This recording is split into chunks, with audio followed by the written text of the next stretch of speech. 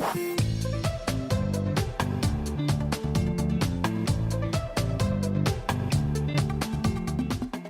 this past week I've been working a lot on logic games. Um, I I think I don't know if I'm psyching myself out or what's going on, but whenever I look at a game, I can recognize like okay, it's grouping, it's ordering, that part's fine. I think it just takes me a while to understand what the correct approach should be, like whether or not I should be making scenarios, how, especially in grouping games, like how the rules connect with one another. So absolute questions will be a lot easier for me because right now those are the ones I think I'm struggling the most with. Um, and it like because of that, it's taking me a lot longer to finish a game than it should. Can you share more about what you mean by absolute questions, like general global ones? Yeah, those. So the ones that are Okay. like not, or yeah, and basically like the information, I should be able to answer them with just the information given. Okay. Those ones, yeah, those are pretty rough. In terms of logical reasoning, this week I haven't spent too much time on it, but from my practice last week, I think I'm having trouble identifying or making the correct assumption or anticipation for what the answer should be. So I can identify like the premise and the conclusion. I just think that I'm having difficulty figuring out the gap, and then the wording of the answer choices kind of confuses me because I'm not sure why it's confusing me, to be honest, but it's just I can't really identify or anticipate, and because of that, I think that's why it's tripping me up. The answer choices are tripping me up. So I think I need help with bridging the gap there. And then reading comp, kind of hit or miss. I just need to work on like understanding the passage. I think I can do like I think I know what my issue with reading comp is, but for the other two, I definitely need some guidance. Okay, sure. I'm glad to help. So for logic games, knowing that there's these absolute questions, the general global ones, like what overall must be true, or which one of the following could be true. I'm curious to ask, what is your approach like for the questions associated with a game overall in terms of your order of approach? Are you simply doing them in the order given, or are you jumping around? Most just the order given. Don't think that's the most effective though. I was watching like one of your videos and you mentioned that doing it like the global ones last, or the global questions last is probably the most efficient way because of how like you have to, it like helps when if you use like your previous work for them. Right, exactly. So have you tried that out before? I have.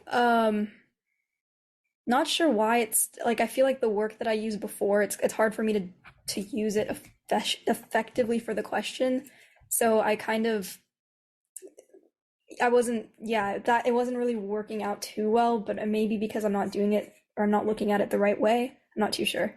Okay, so you've got this previous work that you've created to help you solve other questions, and you know that these are valid scenarios that comply with all the rules. And so you can take those scenarios, check them against the answer choices for the new global question.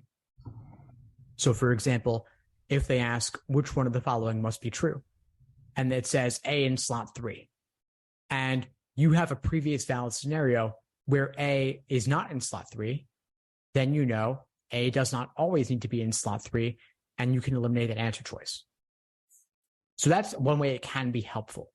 It may not get you all the way to the right answer in that the previous scenarios may not eliminate all 4 wrong answers, but if they eliminate 2 or 3 of them, that's 2 or 3 fewer choices that you now need to consider, and maybe you can just test out the 2 or 3 remaining ones. That's for a must be true. If you have a could be true, then, and the could be true says be in slot 5. If you've had any valid scenario ever where B was in slot 5, then you have your answer right away. Okay. So those are 2 different ways that previous valid scenarios can help you out for these global questions. With that in mind, do you see how this might be able to help you out in the future? Yeah, definitely. I think it'll force me to pay more attention to the work I've done in the past, so that could actually be helpful. When I was approaching out of order recently, I don't know why I was just panicking. So I think I should just take a minute to sort of look at my old work instead of like rushing through it too quickly and then not knowing what to do. So Yeah, yeah. All your old work can be really valuable. And there's actually one more valid scenario that you have available to you that you may not have realized, which is the correct answer to the orientation question. that's true. Okay. So that's even one more scenario that you know is valid, that you have already tested out against all the rules, and you know it was the one remaining that does comply with all the rules, whereas the other 4 wrong answers to that question would have violated at least one of the rules. So that's another one you have available to you. You'll typically have, on average, let's say 3 or 4 valid scenarios by the time you get to the global questions. So you have a good amount of work available to help you. Make sure that you're saving all of it, keeping it organized, and checking all of those when the time comes. Okay. Now, for logical reasoning, you were asking about LSAC's articulation of the reasoning, right? The way they describe the reasoning of a stimulus. Right. And maybe their wording being kind of abstract and unclear. Right. Okay. Are you familiar with the concept of pre-phrasing? Not really. Okay. So pre-phrasing is a term that people use in the LSAT world to describe making a prediction that you put in your own words. Oh, okay. That's what I meant when I was saying anticipation. Okay. So yeah, I'm struggling with coming up with, I guess, a phrase. Okay. So in my view, a pre-phrase comes from your thoroughly understanding the argument. If you understand the argument and you can form a general principle or description of the reasoning going on in the stimulus that you can put in your own words, you don't have to write it down, just do this in your head. And then you can scan through the answer choices looking for the one that most closely matches your pre-phrase or, in your words, anticipation. Now, in my view, I mean, if you understand an argument thoroughly enough, you should be able to put it in your own words. If you're just restating exactly what the stimulus says word for word, are you proving that you know it, or are you just reading off the page? You see the difference there? Yes, I think so. So if you read a stimulus and you see they're saying something like, we, in a particular town, after they raised the speed limit, accidents increased. Therefore, responsible for the increase in car accidents. Mm-hmm. That's a particular type of reasoning that we see on the LSAT quite a bit. Does that reasoning feel roughly like somewhat familiar to you? Yeah, I think, yeah, definitely. So how would you describe that method of reasoning or that flaw if you think it's flawed? I would say it's assuming that one thing is necessary for another. So which is the necessary thing? The necessary thing would be like lowering the speed limit and the accident. Sorry, can you repeat this? Yeah, sure, of course. So they increased the speed limit, and then car accidents increased following that. Therefore, the conclusion is that increasing the speed limit caused the car accident rate to increase. Okay, my mistake. So that's actually a causal fallacy, I think. So it's saying correlation equals causation when perfect. That's it. So you just pre-phrased the method of reasoning, or you pre-phrased the flaw inherent in that argument. Okay. That's pre-phrasing. So you were able to take my example and form a general abstraction of the principle underlying that argument and recognize, of course, that it's flawed. Okay. That is your job on the LSAT. You did it. That's great. Awesome. Okay. Is this actually how you would recommend reviewing? Just every question I get wrong, going through it, looking at, okay, what's the conclusion? What's the premise? What am I supposed to be doing? And then figuring out like what I picked and then looking at the correct answer and then going from there? Or is there like a better way to do it? That's part of it. That's a starting point. There's also a lot more that you can do. I have inside the course tons of classes I've recorded on the Socratic review method, using documents, keeping a log of your mistakes, and actually writing out your thought process to get even more out of your review, looking at what was tempting about the wrong answer choice that made you pick it, what ultimately makes it wrong, what is unappealing about the right answer choice that pushes you away from it, and what ultimately makes it correct. So you have these traps of encouragement towards the wrong answer and traps of discouragement away from the right answer, and you want to figure out which tricks and traps you are uniquely prone to falling for so that you can avoid making the same mistakes the next time around. And so in these videos, in these walkthroughs, I'll show you that with examples. So I'll send you a link to one of those after this call. Okay, sounds good. And then I guess in general, so I do want to at least be hitting 160 by mid-March so then I could at least have that and then like see where I can improve from there after like the April LSAT. But what do you, right now, if I'm around like 154, what do you recommend is the best way to just get to 160 by mid-March? So I would shore up your foundation, look for weak areas and focus on those. So if there are, sorry? In every section? Yeah, in every section. Yeah. So if there are particular LR question types, if there are certain topics in reading comp, if there are certain types of logic games, I would focus on those specifically because focusing on your weak areas is the fastest way to pick up some points. Okay. And then once you hit the 160 mark, then after that, it'll typically be that you're getting questions wrong just because they're hard. Okay. And so like you brought to me number 17, for example, is a hard question.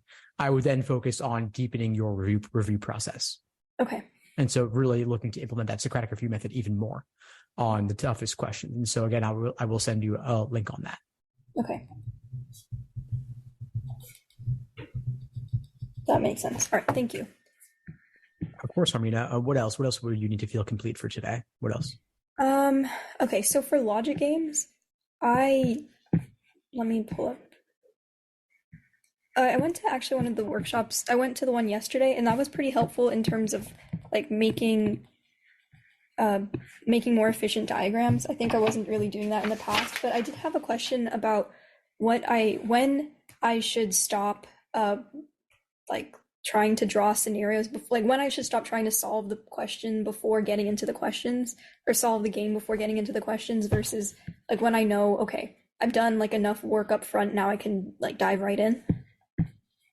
Yeah, great question. So the answer is when you can no longer methodically and systematically continue drawing more diagrams. So what may happen in some cases is you draw your initial setup, you draw the rules, you look for connections, you make some inferences, and then you may be able to split the game into multiple main diagrams. If you can, great. If you see a clear path to do that, that encompasses all the possibilities, draw those. But then if you don't see a clear next step, I would not randomly draw out potential scenarios because that's just a waste of time. Because you want to make sure that whatever you're drawing includes all the possible worlds. Okay. And then to get the timing for logic games, do you recommend just doing untimed for a little, like maybe 1 or 2 games, and then like doing maybe 2 games of the same type timed, and then seeing where I am from there? Or like what's the best way to get as accurate as possible under like 8 minutes per game? Well, I'm not sure that's the right goal, actually. I mean, you have an average of 8 minutes and 45 seconds per game. And some games are going to be easier than others. So some games might be reasonably solved in 6 minutes. Mm-hmm. That gives you an extra 245 to then apply to a tougher game somewhere else in the section. And some games are going to be harder. Some games will reasonably take 11 minutes. Obviously, you don't want it to, but just some games are going to be harder than others. So I wouldn't ever time individual games to a particular time constraint. I would look at them in the context of the entire section and say, so I have 35 minutes to allocate amongst these 4 games.